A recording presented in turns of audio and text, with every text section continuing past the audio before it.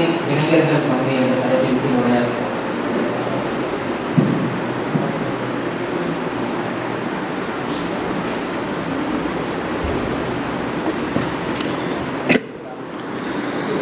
السلام عليكم ورحمة الله وبركاته.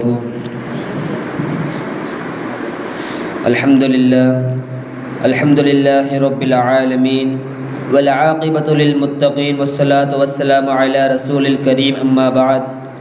قال الله تعالى في قرآن الكريم بالفرقان: أعوذ بالله من الشيطان بسم الله الرحمن إن الله وملائكته يصلون على النبي يا أيها الذين آمنوا صلوا عليه وسلموا تسليما. قال رسول الله صلى الله عليه وسلم: شبابك قبل حرمك صدق رسول النبي الكريم. அகிலத்தை படைத்து பரிபாலிக் கொண்டிருக்கும் அல்லாஹ்வுக்கு எல்லா புகழும் புகழ்ச்சியும் உண்டாகட்டுமாக. ஆமீன். அவன் அன்பும் அருளும் சர்தாரி ஆலம் ஸல்லல்லாஹு அலைஹி வஸல்லம் அவர்களின் மீதும் அவர்களை பின்பற்றி வாழ்ந்த சத்திய சஹாபாக்கள், தாபிஈன்கள், தபஅ தாபிஈன்கள், அவுலியாக்கள், ஷுஹதாக்கள், நல்லோர்கள் இந்த மஜ்லிஸில் அமர்ந்திருக்கும் நம் அனைவரின் மீதும் உண்டாகட்டுமாக. ஆமீன். எனக்கு கொடுக்கப்பட்ட தலைப்பு என்பது இஸ்லாமும் இளைஞர்களின் பங்கும்.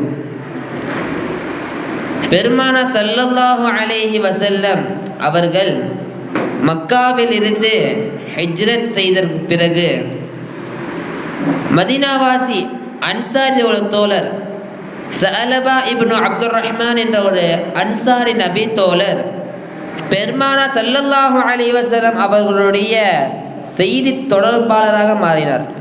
ரசூலுல்லாஹ் என்ன சொன்னாலும் அது மக்களுக்கு மத்தியில் எடுத்துரைப்பராக சஅலபா இருந்தார். ஒரு நாள் பெருமானார் ஸல்லல்லாஹு அலைஹி வஸல்லம் அவர்கள் சஅலபா ரலியல்லாஹு அவர்களிடம் ஒரு செய்தியை சொல்லி மக்களிடத்தில் அறிவிங்கள் என்று அனுப்பிவிடுகிறார்கள். அப்பொழுது சஅலபா ரலியல்லாஹு அவர்கள் பாதையில் சென்று கொண்டிருக்கும் பொழுது ஒரு பெண்மணி, ஒரு அன்சாரி பெண்மணி குளித்து கொண்டிருப்பதை பார்த்து விடுகிறார்கள். பார்த்தவுடன் சஅலபா ரலியல்லாஹு அவர்கள் உடனே தலையை திருப்பி விடுகிறார்கள். ஆனால் அவர் உள்ளத்தில் அச்சம், பார்க்கக்கூடாது, பார்த்துட்டோமே, அல்லாஹ் ரசூலும் அவர் தடுத்த விஷயத்தை, ஒரு அந்நிய பெண்ணை பார்க்கக்கூடாது என்ற பெருமான தடுத்த விஷயத்தை நாம் பார்த்து விட்டோம் என்ற ஒரு அச்சத்தின் காரணமாக என்ன செய்வது தெரியாமல் மதீனா நகரத்திலிருந்து ஓடி ஒரு மலைக்கு போயிட்டாங்க சஅலபா இப்னு அப்துர் ரஹ்மான் ரலியல்லாஹு அவர்கள். 40 நாட்களுக்கு பிறகு அன்னலார் காமில் நபி ஸல்லல்லாஹு அலைஹி வஸல்லம் அவர்களிடத்தில் ஜிப்ராயில் அலைஹிஸ்ஸலாம் வந்து சொல்றாங்க, யா ரசூலுல்லாஹ், அல்லாஹ் உங்களுக்கு சலாம் சொன்னான். இப்படி ஒரு நபி தோழர், ஒரு அன்சாரி நபி தோழர் பாவ மன்னிப்பிற்காக மதீனா நகரத்திலிருந்து வெளியேறக்கூடிய ஒரு மலையில் பாவம் மன்னிக்கப்படுவதற்காக துஆ கேட்டு கொண்டிருக்கிறார். அல்லாஹ் உங்களுக்கு சொல்லி அனுப்பினான் என்று ஜிப்ராயில் அலைஹிஸ்ஸலாம் சொல்லிட்டு போயிட்டாங்க. இதை கேட்ட பெருமானார் ஸல்லல்லாஹு அலைஹி வஸல்லம் அவர்கள் உமர் ரலியல்லாஹு அவர்களையும் சல்மான் ரலியல்லாஹு அவர்களையும் சஅலபாவை தேடி அனுப்பிவிடுகிறார்கள். உமரும் சல்மான் ரலியல்லாஹு அன்ஹும் அவர்கள் இருவரும் மதீனாவுடைய தெருக்களிலும் நகரங்களிலும் தேடுகிறார்கள், கிடைக்கவில்லை. மதீனாவை தாண்டக்கூடிய மலை பிரதேசங்களுக்கு போய் தேடுறாங்க. அங்கே ஒரு ஆட்டை மேய்க்கக்கூடிய ஆட்டினை கேட்குறாங்க, இப்படி ஒரு மனிதர் வந்தாரா, இப்படி மனிதர் பாவ மன்னிப்பிற்காக இந்த இடத்தில் சுற்றி திரிந்தாரா என்று அந்த ஆட்டினிடத்தில் உமர் ரலியல்லாஹு அன்ஹு கேட்குறாங்க. அந்த ஆட்டினையும் கூறுகின்றார், ஆமாம், நடு இரவில் ஒரு மனிதர் அந்த மலையின் மேலிருந்து இறங்கி வந்து அல்லாஹ்விடத்தில் பாவ மன்னிப்பிற்காக வேண்டுவார் என்று அந்த ஆட்டினேன் கூறுவான். உமர் ரலியல்லாஹு கேட்டவுடன் இரவு நடுநிலை வருவரும் அங்கேயே மறைந்திருந்து சஅலபா வருவது என்பதை எதிர்பார்த்து கொண்டிருந்தார்கள். அதே போல் சஅலபா ரலியல்லாஹு வந்தாங்க. உமர் அப்படியே பிடிச்சு, எங்கே போகிறீங்க சஅலபா, எங்கே போய்விட்டீங்க, பெருமானா அவங்களை கேட்குறாங்க. அப்படி சொன்னோன்னே சஅலபா கேட்கின்றார், ஹல் உஆனு மினன் நார், உமரே, என்னை அல்லாஹ் நரகத்திலிருந்து பாதுகாப்பானா, நான் நரகத்தை விட்டு காப்பாற்றப்பட்டு விட்டனா என்று உமர் ரலியல்லாஹு அவர் இடத்தில் சஅலபா கேட்குறாங்க. கேட்ட உடனே சஅலபா ரலியல்லாஹு உமர் ரலியல்லாஹு சொல்கிறாங்க, நாம், ஆம், நீ நரகத்திலிருந்து பாதுகாக்கப்பட்டு விட்டாய். மிரும் சஹாபா ரலியல்லாஹு அன்ஹு கேட்குறாங்க, யா உமர், பெருமானா ஸல்லல்லாஹு அலைஹி வஸல்லம் அவரிடத்தில் நான் செய்த பாவம் தெரிந்து விட்டதா என்று கேட்குறாங்க. அதற்கு உமர் ரலியல்லாஹு அன்ஹு சொல்கிறாங்க, தெரியல, அதை பற்றி விஷயம் எனக்கு தெரியாது, பெருமான கூட்டு வர சொன்னாங்க, அதற்காக நான் வந்தேன் என்று சஹாபா ரலியல்லாஹு அன்ஹு அழைத்து செல்கிறார்கள். சஹாபா ரலியல்லாஹு அன்ஹு கோரிக்கை வைக்கிறாங்க, ரசூலுல்லாஹ் முகத்தை பார்ப்பதற்கு எனக்கு வெட்கமாக இருக்கிறது, எனவே பெருமானா தொழுது கொண்டிருக்கும் போது என்னை அழைத்து செல்லுங்கள் என்று உமர் ரலியல்லாஹு அன்ஹு இடத்துல கோரிக்கை வைக்கிறாங்க சஹாபா. அதே போல் மதீனாவுக்கு வராங்க, பெருமானார் பார்க்குறாங்க, ரசூலுல்லாஹ் தொழுது கொண்டிருக்கிறார்கள். அந்த தொழுகையை அப்படியே சஹாபா ரலியல்லாஹு அன்ஹு அப்படியே ஜாயின் ஆகிறாங்க. அந்த தொழுகையில் தொழுது கொண்டிருக்கும் பொழுது 40 நாள் சாப்பிடாம தூங்காம இந்த சஹாபா ரலியல்லாஹு அன்ஹு அவர்கள் தொழுது கொண்டிருக்க அந்த நிலையில் மயக்கமுற்று தொழுகையில் விழுந்து விடுகிறார்கள். பெருமானா தொழுகையை முடித்துவிட்டு சஹாபாவுடைய தலையை பெருமானா தன்னுடைய முபாரக்கான அந்த மடியில் வைத்து தடவி கொண்டிருக்கிறார்கள். சஹாபாவுடைய மயக்கம் தெளிந்து விடுகிறது. உடனே பதற்றமுற்ற, என்னோட இப்படி ஒரு பாவியான மனிதனுடைய தலை பாவம் மன்னிக்கப்பட்ட பெருமானாவுடைய மடி மேல் இருக்கிறதே என்று தலையை எடுத்து விடுகிறார்கள். எடுத்தோடனே பெருமானை கேட்குறாங்க, என்ன ஆச்சு?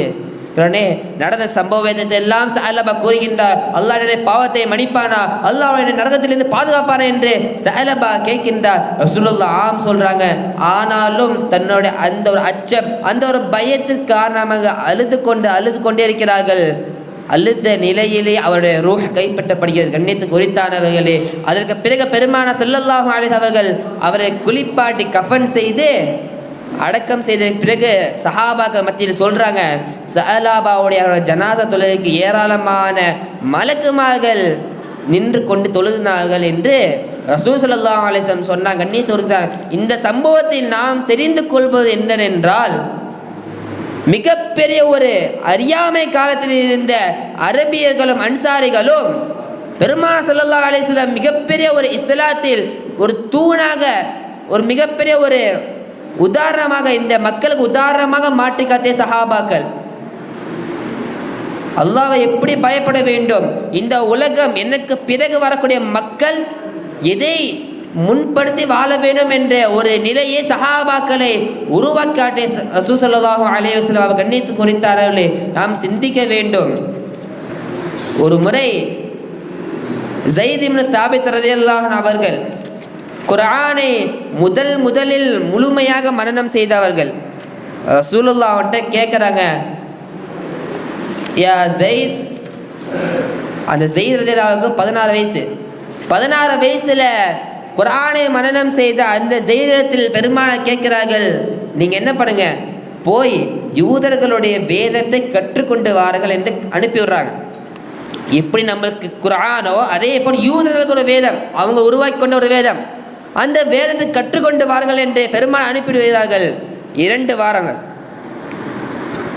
2 வாரம் கழிச்சு அதை முழுமையாக கற்றுக்கொண்ட வந்த ஸைத் பிறகு பெருமாள் ஸல்லல்லாஹு அலைஹி வஸல்லம் அவர்கள் அனுப்பிவிடுகிறார்கள். போய் சுரியான் சொல்லி ஒரு மொழி, அந்த காலகட்டத்தில் சுரியான் சொல்லி ஒரு மொழி இருந்தது, அந்த மொழியை கற்றுக்கொண்டு வாருங்கள் என்று பெருமாள் அனுப்பிவிடுகிறார்கள். அதையும் ஸைத் இப்னு சாபித் ரலியல்லாஹு அன்ஹு அவர்கள் கற்றுக்கொண்டு வருகிறார்கள் 17 நாட்களில். அப்போ நாம் பார்க்க வேண்டும், 16-17 வயது குறித்தான ஒரு இளைஞர்கள் பெருமானார் ஸல்லல்லாஹு அலைஹி வஸல்லம் அவர்களுக்கு மிகப்பெரிய ஒரு ஒத்தாசையாக அந்த காலகட்டத்தில் காஃபிரிலிருந்து ஒரு மிகப்பெரிய ஒரு ரசூலுல்லாஹை பாதுகாக்கக்கூடிய ஒரு நபராக இருந்தார்கள் சஹாபாக்கள். இஸ்லாத்துடைய ஆரம்பத்தில் பார்க்க வேண்டும், இந்த இஸ்லாத்திற்கு வந்து பெரும்பான்மையான சஹாபாக்கள் இளைஞர்கள். அதிலும் குறிப்பாக நாம் பார்க்க வேண்டும், இந்த உலகம் முழுவதும் இப்போ இஸ்லாம் நாள் பரவி கொண்டிருக்கக்கூடிய அந்த காரணம் என்பது சஹாபாக்கள். நமக்கு முன்பால் பேச ஒரு சகோதரர் கூறினார், ஸ்பெயின் நாட்டை இஸ்லாம் என்ற நாட்டுக்கு கொண்டு வந்த ஒரு மனிதர் தாரிக் இப்னு ஜியாத் ரஹ்மத்துல்லாஹி அலைஹி, அவருடைய வயது 17 வயது. அடுத்து சிந்து நதிக்கரை சொல்லி ஒரு இடம், இந்தியாவிற்கும் பாகிஸ்தானுக்கும் மத்தியில் ஒரு இடத்தை ஆக்கிரமித்து இஸ்லாமுடைய நாட்டம் மாற்றி காட்டிய ஒரு நபர் முஹம்மது இப்னு காசிம், அவருக்கு வயது 19 வயது. பெருமானார் ஸல்லல்லாஹு அலைஹி வஸல்லம் அவர்களுக்கு காலகட்டத்தில் மொத்த உலகத்தையும் ஆண்ட பேரரசர்கள் பாரசீகம், ரோமானியர்கள். மொத்த உலகத்தையும் கண்ட்ரோல் எடுத்த 2 பெரும் சாம்ராஜ்யம் பாரசீகம், ரோமானியர்கள். அந்த பாரசீகத்தை முஸ்லிம் நாடாக மாற்றி காட்டிய ஒரு நபர் முஹம்மது இப்னு ஃபாத்திஹ் ரஹ்மத்துல்லாஹி அலைஹி அவர்கள். அவருக்கு வயசு 2.